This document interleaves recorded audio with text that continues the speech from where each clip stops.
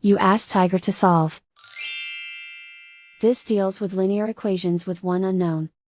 The final result is v equals -18. Let's solve it step by step. Isolate the v.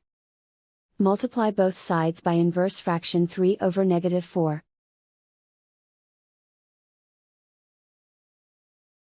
Move the negative sign from the denominator to the numerator. Group like terms. Multiply the coefficients. Simplify the arithmetic.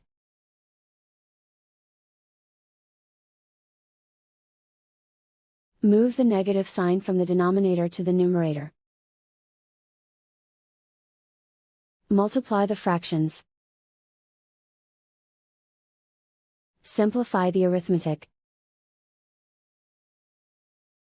And so the final result is v equals -18.